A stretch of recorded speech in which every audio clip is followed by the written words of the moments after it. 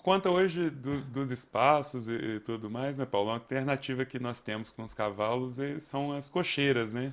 As baias, que vai contra o que é natural do cavalo.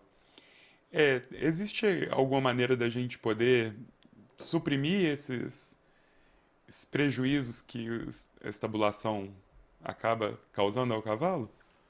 Obrigado, Guilherme. Essa pergunta é sua ou do espectador? É minha. Pois é, suprimir é sinônimo de eliminar. É difícil. Nós podemos minimizar, diminuir as consequências, porque o cavalo ele tem necessidade da liberdade. Ele é símbolo da liberdade, esse animal. Né? Ele é quase um moto contínuo. Um cavalo adulto em liberdade, um cavalo selvagem adulto, a cada período de 24 horas, ele anda e pasteja pelo menos 18 horas. Okay? Mas por que ele precisa da movimentação constante? Porque vários dos seus sistemas orgânicos são dependentes desse movimento. O sistema gastrointestinal, o sistema podológico. Né? Eu escrevi em 2004 um artigo, quando eu comecei a atuar como colunista na revista Horse, sobre biopodologia, que foi um conceito que eu criei no ano de 2000, falando que o cavalo tem 5 corações. Porque cada casco representa uma bomba sanguínea que ajuda o coração a manter o fluxo sanguíneo de modo regular no seu organismo. Então ele precisa da movimentação física. O peristaltismo, que é o movimento das vísceras intestinais, que faz com que o alimento transite e seja expulso em forma de dejetos, não é? E ele é mantido pelo movimento do cavalo, o peristaltismo, esse movimento involuntário. Se você coloca o cavalo parado muitas horas durante o dia, o peristaltismo baixa. Então o alimento começa a demorar a fazer esse trânsito nas vias intestinais. E quanto mais ele demora ali, aumenta o aquecimento, a temperatura. Ele pode fermentar devido a esse aumento de temperatura, produzir gases que são a primeira manifestação de grande parte das cólicas gastrointestinais que os cavalos às vezes manifestam e que os levam a óbito em alguns casos. É a maior causa de óbitos até hoje. Né? Fizeram uma pesquisa nos Estados Unidos há décadas atrás para identificar a maior causa de óbitos em cavalos domesticados e chegaram à conclusão que eram as cólicas. Isso não mudou até hoje, devido a esse regime de confinamento intensivo e muitas vezes uma alimentação contrária às necessidades originais dos cavalos. Né? Então, como é que nós podemos diminuir esses efeitos colaterais indesejáveis? Né? Exercitando o cavalo regularmente. Se ele precisa estar num regime de confinamento, ele precisa ser exercitado também com mais frequência. Sair da cocheira e fazer exercícios físicos, movimentar-se, ou optar aí por regimes de semi-confinamento. Não deixar que o cavalo fique muitas horas dentro da cocheira. Não é? As cocheiras que têm a condição de ser anexadas a piquetes de circulação, pequenas áreas, né, que o cavalo sai da cocheira e tem acesso a essas áreas. Aí o cavalo se movimenta ali, já alivia muito o estresse psicoemocional do animal e também supre as suas necessidades de movimentação constante. Não é?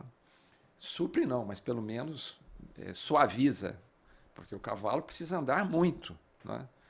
Então, eu entendendo o cavalo e assumindo essa responsabilidade de uma forma mais consciente, eu consigo minimizar os efeitos do confinamento, não eliminá-los. Não é? Existem aí uma série de providências que podem ser tomadas nessa direção. E o que você acha?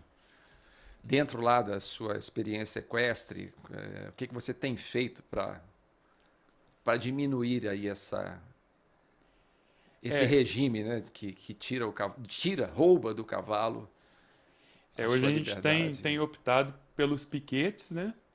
E a socialização. A gente não é todo cavalo que aceita. Isso falando mais, levando para a parte dos garanhões e tudo mais. Não são todos os cavalos que têm boa socialidade com outros cavalos, mas a gente vai montando dentro do Aras os cavalos que têm mais afinidade para a gente conseguir colocar eles nos piquetes junto. Porque a gente já, além de suprir um pouco dessa necessidade do cavalo de se locomover, a gente faz com que ele se relacione com os deles e isso traz um bem-estar notável para eles. Quando eles têm contato com os seus ali, eles ficam mais tranquilos nas baias, eles, na hora de a gente acessar para trabalhar, ele está mais calmo, a frequência dele está bem mais suave. O cavalo que fica muito isolado, geralmente são os cavalos que ficam muito dispersos, os cavalos não querem prestar atenção nos trabalhos. Então, essa soltura associada à socialização, a gente tem notado que dá bastante efeito. Muito bom, Guilherme, porque você agora citou mais uma característica etológica dos equinos, né? Que é a de serem animais gregários. O que significa animais gregários? Que têm a necessidade de viver em grupamentos sociais. No caso do cavalo, as manadas. É ali que está todo o seu amadurecimento e o seu aprendizado como cavalo. O cavalo precisa da convivência com outros da sua espécie. E o regime de confinamento rouba isso do cavalo e traz uma série de consequências negativas para ele, não é? Principalmente nos aspectos psíquicos e emocionais. Uma série de distúrbios que o cavalo desenvolve quando isolado do convívio com os seus e por também estar muito confinado, evidenciam isso, né? Por exemplo, vamos citar exemplos. A aerofagia, que é aquele hábito, aquele vício de o cavalo engolir o ar. A coprofagia, tem animais que desenvolvem o hábito de comer as próprias fezes, a ficar roendo superfícies duras, alvenaria, madeira, ferragens, né? A dança do urso, também conhecida como dança do elefante, o cavalo fica balançando dentro da cocheira. A autoflagelação, o cavalo começa a se morder, se machucar. São sintomas de distúrbios psíquicos e emocionais desenvolvidos pelo cavalo. E o que é que ele está dizendo para nós ao desenvolver esses distúrbios, esses vícios degenerativos? Me tira daqui, eu estou vivendo de uma forma totalmente contrária às minhas necessidades originais. Esse é o recado que ele está nos dando, não é? Então nós precisamos sim oferecer ao cavalo liberdade, oportunidade de convivência com outros cavalos, coisas que são indispensáveis para a natureza dele, não é?